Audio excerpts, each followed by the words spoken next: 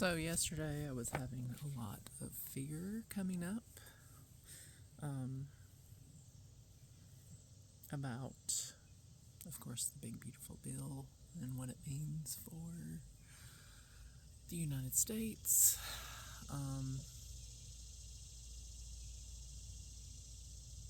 And I reacted by eating a lot last night, which I'm still glad that it didn't mean drinking, but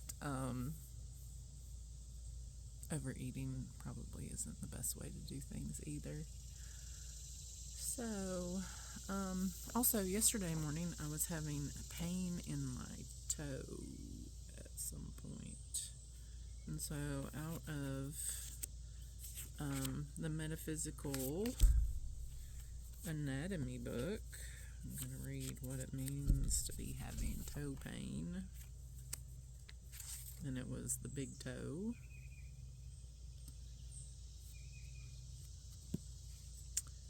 General remarks: self-punishment and feeling unworthy of what you're working towards. Fear is related to the inability to control the outcome and manifestation of your power. Influential people may have punished or undermined you, intending to keep you small and controlled, and you have a fear of losing control and balance in your life. The big toe determines the direction and where you are headed. An influential person may control or criticize the direction you choose, and you may feel you're trying hard to achieve your goals. However, you need to be in control. Your need to be in control is sabotaging your progress. So,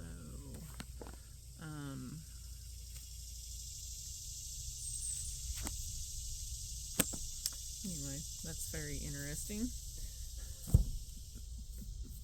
My pain in the toe is because of my feelings about the big beautiful bill and people seeking to control me. That kind of makes sense.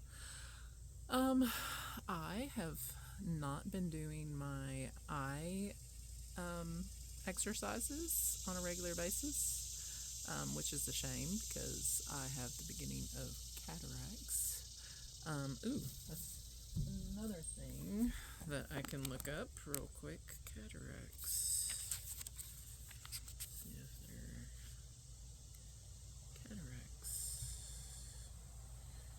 cataracts on 230. What does Evette say about cataracts? You could not see the hostility that was present during childhood until now. You are protecting yourself from feeling the lack of love that was present in your childhood, which may have also been repeated in your marriage or other personal relationships. Others always made you feel they had your best interests at heart. However, you have since learned that people had selfish agendas. Realizing this may have caused you great anguish, allowing a pattern of suppression to set in. Many individuals deny and refuse to acknowledge what your life's foundation was built on. Words of others have become empty vessels. As you try to block out the offensive and controlling behavior of others, you want to step away from all your life's dramatic and stressful activities. You feel mentally, emotionally, and spiritually controlled. Metaphorically, life is different when you are a passenger instead of the driver. There is a need to withdraw from new circumstances as you are running out of options to cope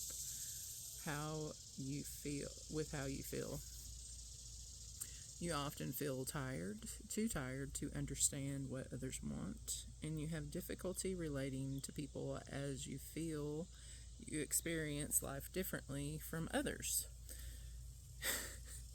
You want to fade away and hide when confronted with recent changes and perspectives, and there may have been a great deal of mistreatment present during childhood that you didn't want to see.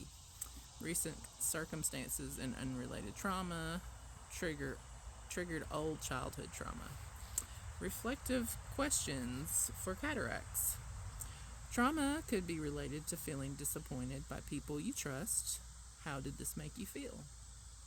How does it keep you safe to avoid seeing your life as it is? Trauma could be related to abusive behavior towards you during childhood. How did the mistreatment make you feel? Place your hand on the eye that has the cataract and give the cataract a voice. If that cataract could speak, what would it say? What has the eye had enough of? What does it not want to see and feel anymore? Trauma could be related to your opinions of being judged and controlled by abusive people or dominant authority figures. If this is the case, how did it make you feel?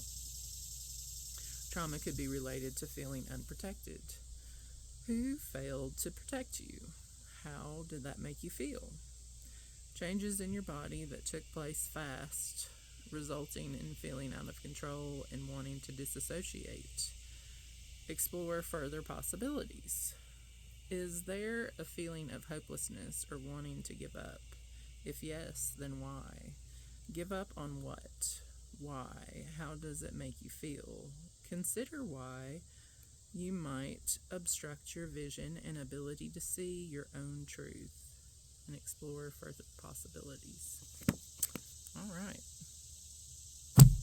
There are definitely some things that I don't want to see in the world.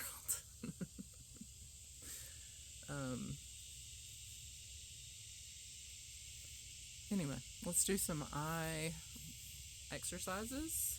So, you want to put finger on other side, and you're going to want to move one side to side, finger to finger, as fast as possible without moving your head.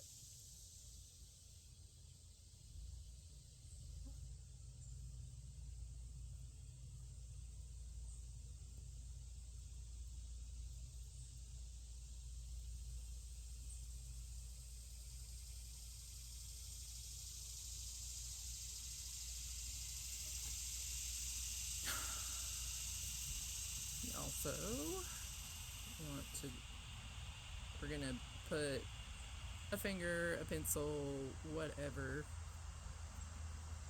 you want. You're going to focus on it close up and track it all the way out. You can even find a spot in the far distance to look at. Bring it back to the finger, and then bring the finger back to the nose, and then follow it back out.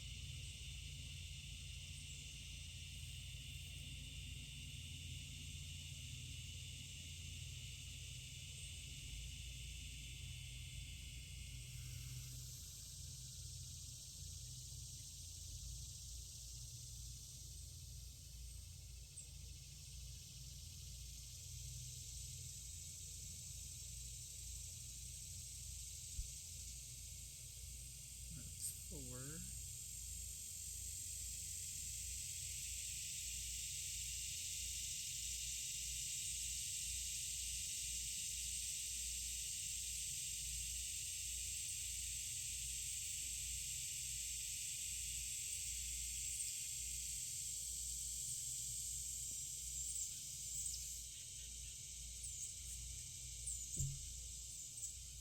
I think that's 7.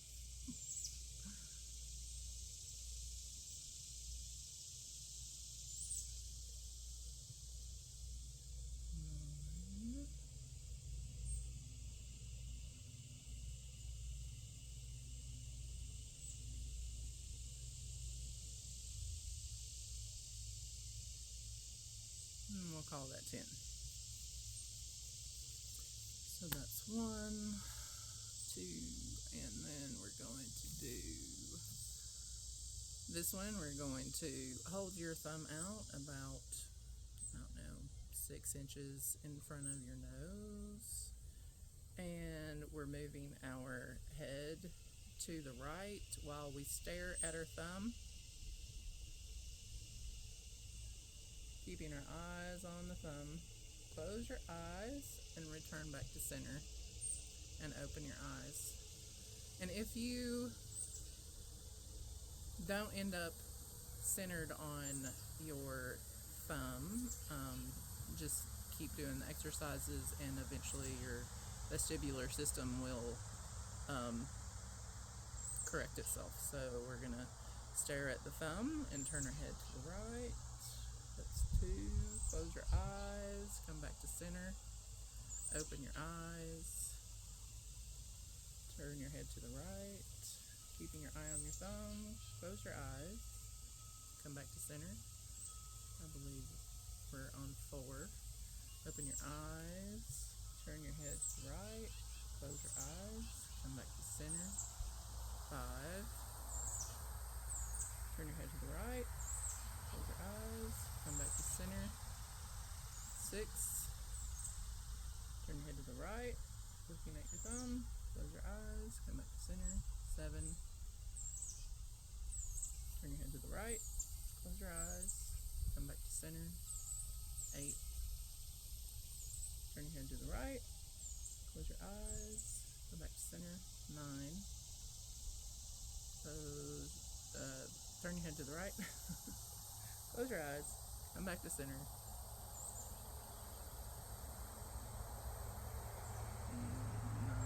I don't know. I've completely lost track. And we'll do 1 to grow on, or 10. Turn your head to the right. Close your eyes and come back to center.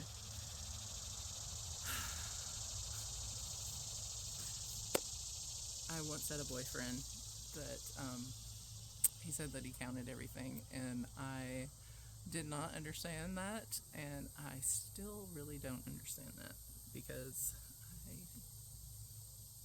should be more of a counter, but I just sometimes lack focus. So we'll do the opposite side. Hold that thumb out about 6 inches in front of your nose. We're going to turn our head to the left, looking at the thumb. Close your eyes. Come back to center. 2. Close your eyes. Come back to center. Open them. We're going to turn our head to the left. Close your eyes. Come back to center. I think we're on 3. Open your eyes. Turn to the left. Close your eyes. Come back to center. That's 4. Open your eyes. Turn your head to the left. Close your eyes. Come back to center. 5. Open your eyes. Turn your head to the left. Close your eyes. Come back to center. That's 6. Open your eyes. Turn your head to the left. Close your eyes. Come back to center. 7. Turn your head to the left with your eyes open. Close your eyes. Come back to center. 8. Turn your head to the left. Close your eyes. Come back to center. 9. Open your eyes. Turn your head to the left. Close your eyes. Come back to center. Alright, so that's 10. This one, we're going to hold your finger out at arm's length in front of your face. And this one we're going to do 9 up to the right, 9 out to the right in the center, and 9 down to the right. And then we'll do the left side.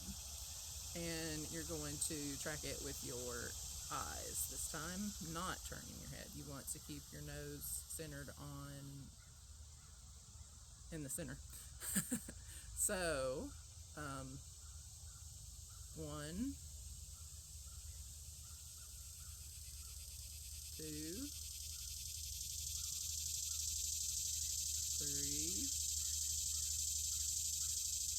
4, 5, 6, 7, 8, 9. And I like to do 3s, 6s, and 9s. It's a sacred geometry pattern. The body has an affinity to doing things in 3s, 6s, and 9s. An example of that is how we have the jaw is shaped like an L, the hip bone is shaped like an L, and the ankle bone is shaped like an L. So that's just one way that the body represents the 3s, 6s, and 9s. Anyway, so we'll do out to the right in the center, and you want to go as far as you can. When our periphery is extended, we have more safety. We feel more secure. So if your periphery isn't very far, then you're going to feel not as secure. So that was 1.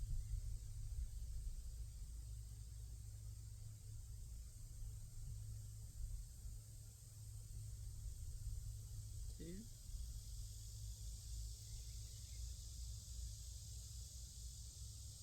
That was 3.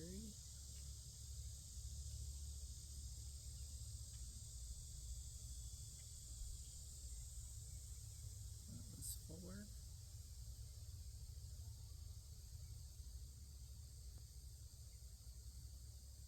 That was 5.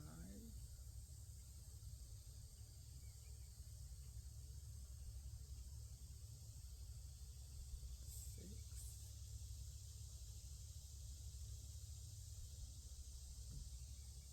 That was 7.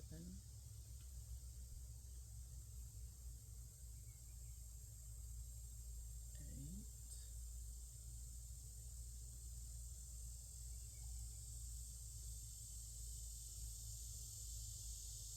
9. So when we have traumas that we've experienced, sometimes these vestibular exercises you'll find a spot where like visually your eyes don't want to go to, and so working through that spot may have been the position that your eyes were in when you experienced a trauma. So just keep, people can have like nausea come up, stuff like that, but it's just best to keep breathing and keep working with the exercises. So we're going to go down and to the right. So 1.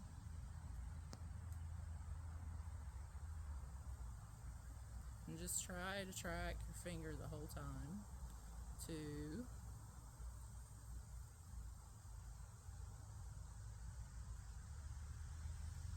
3.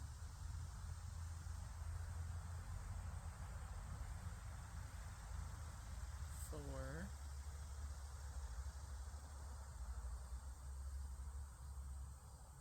5.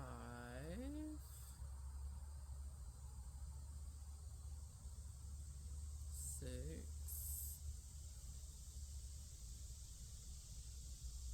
7.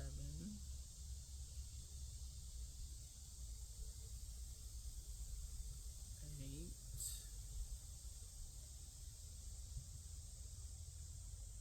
9.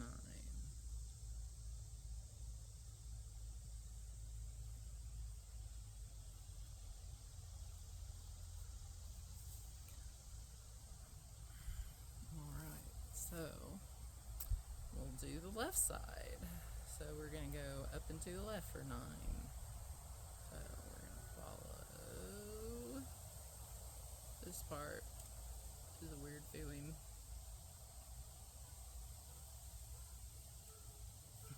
There's a donkey in the background. 2,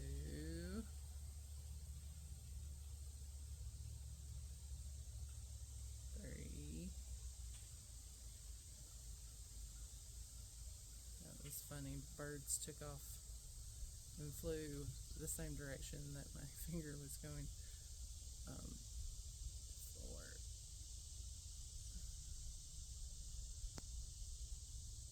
5. Birds. 6. My eyes need to go in that direction. 7.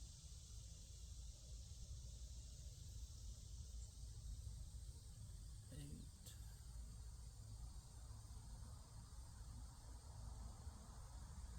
9. Oh, whew, I definitely need the up direction.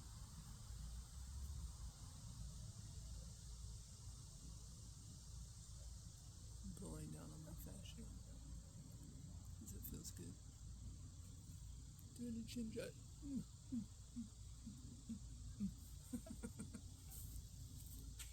So, where are y'all going? Where do you keep coming from? We're gonna go out to the left, straight out to the side, 9 times. So,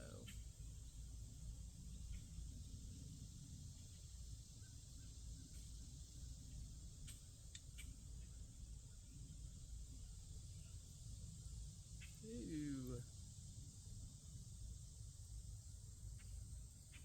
3,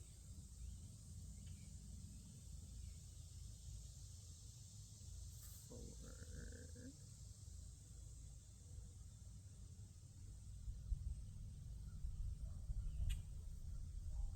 7, 8,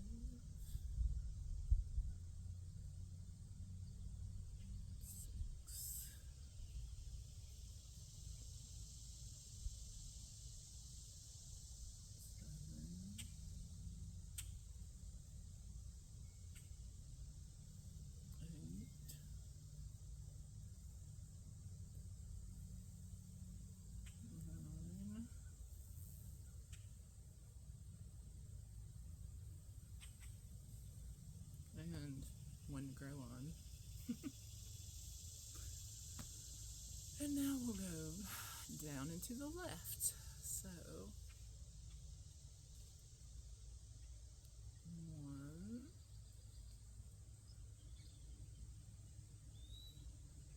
2, 3,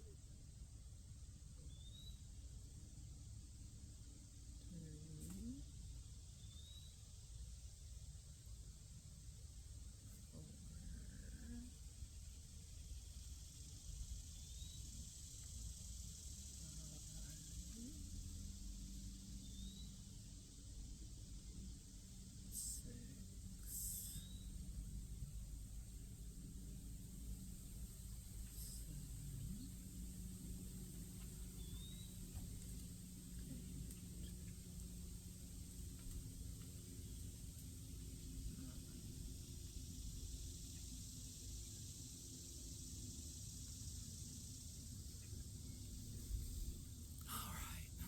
since I am having a lot of anxiety, I'm going to do my vagus nerve release. So take your left hand and put it on your trap here around your first rib, and you can torque it whichever way you want. And you're going to take your right hand and push away from your left hand on your jaw, trying to get as much space and tension between the two. We're going to pull in our spinal pelvic lock, and we're going to squat down just a little bit and move around and breathe. So breathe in through the nose. 2, 3,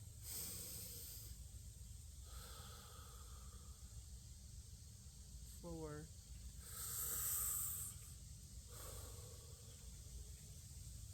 5,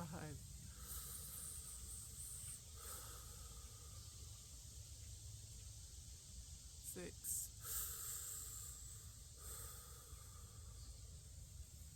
We have a lot of migratory birds flying around right now. I don't know what they are. And we'll do the opposite side.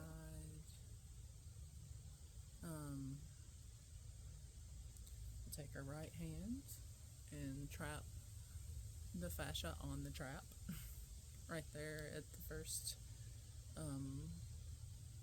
rib.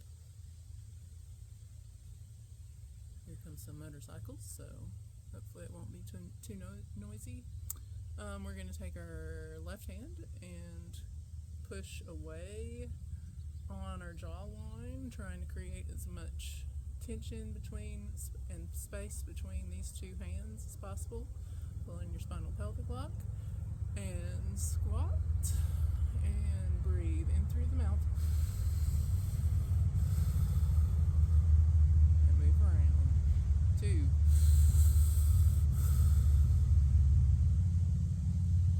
3, in through the nose. 2, forgot about the nose. 3,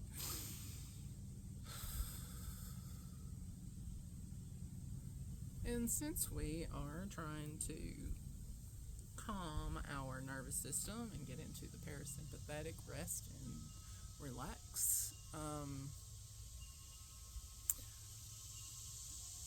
the important thing is to breathe, not necessarily whether you've done it right or not, whether it's the right, whether it was in through the nose or in through the mouth. The most important thing is that you're breathing and you're opening up your fascia at the same time, and your intention is healing yourself or healing in general. So let's see, what else do I want to do today before I go to work? I have been doing probably too much sitting, so I'm going to open up the fascia on in the lower abdomen. So with this, we're doing the psoas release. We're going to stand with our feet about shoulder width apart, in between hip width and shoulder width. It doesn't really matter. I'm going to take my left hand on the right hand side. I'm going to pull the fascia away from that hip bone. I personally like to put my right hand in between the hip bone and the left hand, creating more tension there. And we're going to step forward with our left foot. You'll want to arch your back, creating more tension in this area here. And I actually have a spot in my lower back on the left hand side that's feeling a little bit crampy. So we're going to breathe in through the mouth, looking up if you can. If not, that's fine. 2, and I'm putting more pressure on the right hand in between there, trying to create more tension. And 3. You can actually move around in that position too, trying to find a spot of more tension. And we'll breathe in through the nose. Make sure your spinal pelvic lock is engaged. In through the nose, out through the mouth. You can bend your front knee a little bit more if you feel like it. We're just trying to play around and see where the tension is. So in through the nose and 3.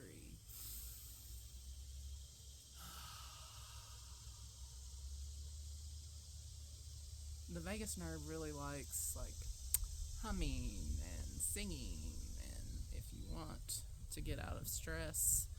Humming and singing is a great plan. So we'll do the left side psoas. I'm going to take my right hand and grab the fascia there right at the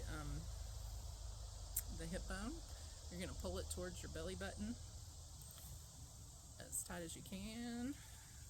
Whatever feels comfortable. You may feel a lot of burning here, or it might feel like ripping. That is the dehydrated fascia, and it's creating little tears in it, separating the fascia there. So if you are dehydrated, the number one way to get rehydrated is actually to do the 28-day reset. First you need to do, it's at Human Garage. A lot of people think that it is humangarage.net. Think that hydration is something that you can fix by drinking water and drinking a lot of it. That's not true. If your body does not have all of the nutrients that it needs when you drink water, it's actually going to leach nutrients from your body. So it's very important to get the nutrients in the first place. And since glyphosate is something that is put on and in almost everything, and it is going to be dehydrating your body more. It leaches the nutrients out of the soil when it's used on things. You're going to want to take Irish sea moss. I prefer in capsule form, but you can get the gel. I personally find it disgusting, but Irish sea moss is a great way to get 92 nutrients. We recommend taking food grade diatomaceous earth to help pull out toxins and things in your system. So, and then of course it's always great to take some curcumin. Human Garage has something called Power Kirk that is great for removing inflammation from your body. So with that right hand, you're pulling the fascia away from your left hip bone. We're going to step forward with our right foot, and I like to put my left hand in between my hip bone, and I'm trying to find a spot where it feels like the fascia is adhesed. So I'm arching my back towards the sky, and we're going to breathe, pull in your spinal pelvic lock and breathe in through the mouth. 2, 3. I'm trying to find some more spots. I'm going to keep breathing in through the mouth, because when you breathe in through the mouth, it goes into the lower body more, into the diaphragm more.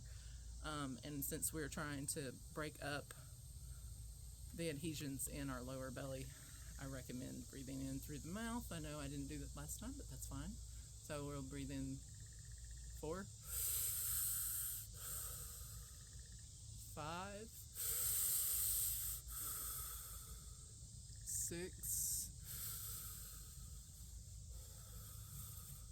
and since I am also having a lot of fear, bladder is where we hold our fear, and so we can do a bladder release. You may be easier to find if you tuck your butt back a little bit. We're looking for the padded spot above our pubic bone, and you're just going to pull the fascia up, and we're tucking our butt all the way forward. This one, place the left hand on the back of the neck. It's where all the meridian lines go through. We're going to imagine the energy running between our two hands, or visualize if you want. And we're going to breathe in through the nose, out through the mouth. 2.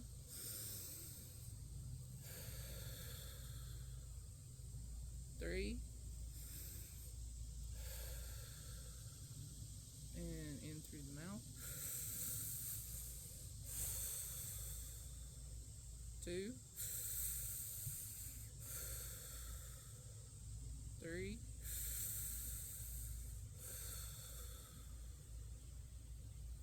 Thank you, bladder, for holding all the fear that I cannot process, or I have not been able to process. I am ready to let go of fear now. I know that fear is false evidence appearing real, that I am safe in this moment. I am secure in this moment. And I am blessed in this moment. Thank you, God. Thank you, Source Energy. Thank you, Universe, for storing the fear that I could not process. I am ready to let it go now.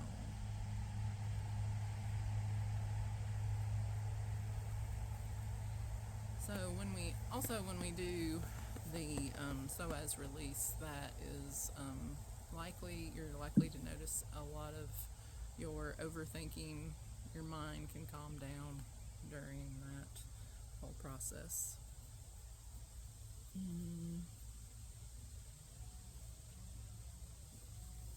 And this is, I also want to do the Big Six. It's from Dr. Perry Nicholson of Stop Chasing Pain. So the Big Six, this is going to help open up your lymph nodes so your body can process toxins better. So you need to do them in order for it to work best. So the first one is here at the clavicle. You're going to want to do it for like 1 to 3 minutes here, I think.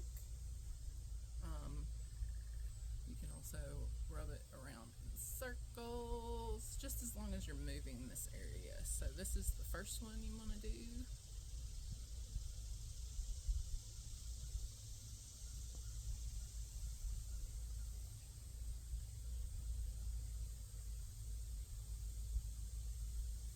And then the second one is here behind your ear.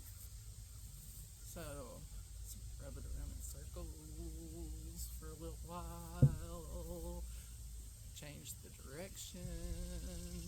Just move it any way you can. You can tap on it if you want.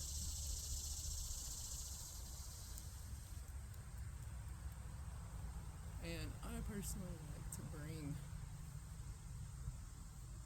my hands down my neck. You don't want to create any pain. If you're feeling any pain, don't do it. So, just bring them down. The third point that he likes for people to do is underneath the arms. So you're just gonna, you can also tap the spot, move it around in circles. And you know, if you want to, while you do this, you can actually bounce up and down on your heels.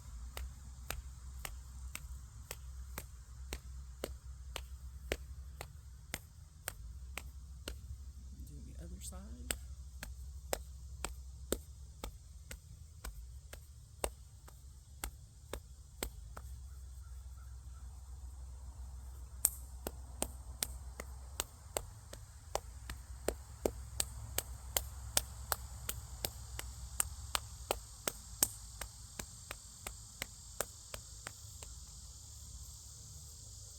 because the lymph nodes do not pump themselves. They are, in his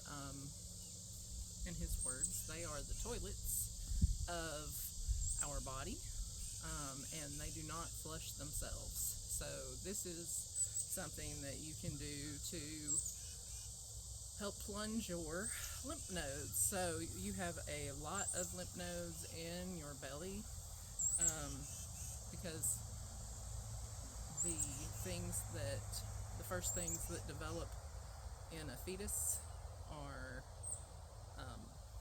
the stomach and the brain, and notice they look the same. So, like with the intestines, anyway.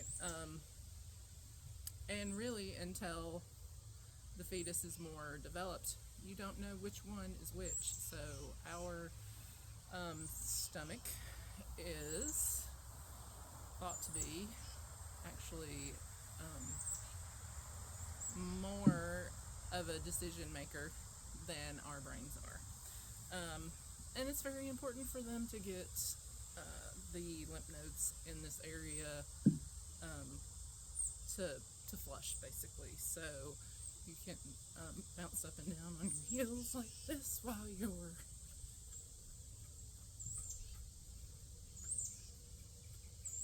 pumping the lymph nodes in your belly. I know that there's a big cluster of them right here in between the rib cage area, and then of course there's more throughout. So and then if you've watched any Tai Chi or Qigong or anything like that, they actually do like a karate chop to the groin here, and that is the next area that you want to focus on.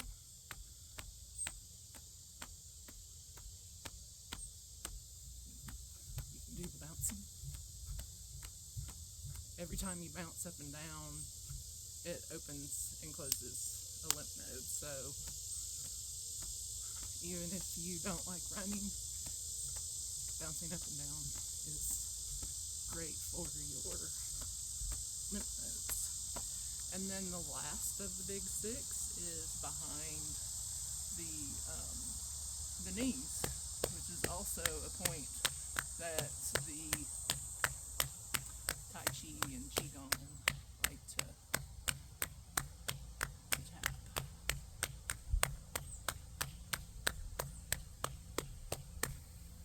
So, anyway, I hope you have a great day.